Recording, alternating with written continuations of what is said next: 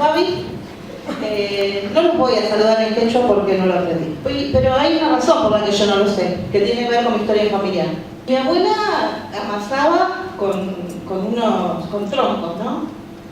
El fuego estaba siempre prendido y yo la vi muchas veces y hacía el chanfle, porque era chica, con el morterito, digamos, moliendo raíz para hacer las tinturas. Y hablaba, mi abuela hablaba en otra lengua, pero en mi casa nunca se nombró la palabra quechua. No se nombró. Entonces a los 13 años empiezo a salir y escucho un día en una plaza de Barracas al público Huancara, que hace música andina.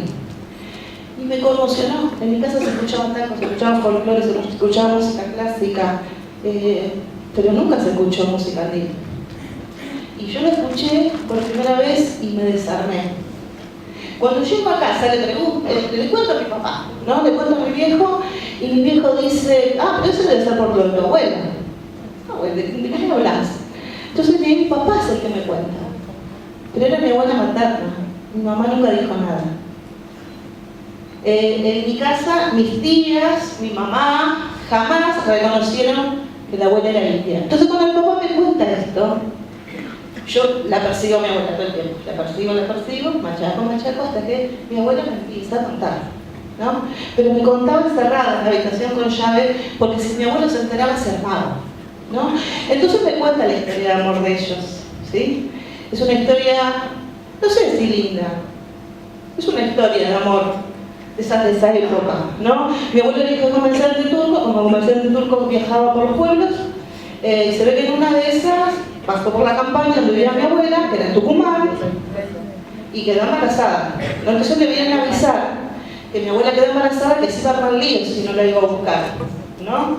Y mi abuelo, hombre poco valiente, en vez de ir a hablar con el padre, la robó, ¿no? La robó y la tuvo escondida 4 años y medio en el monte, hasta que no aprendió a hablar castellano.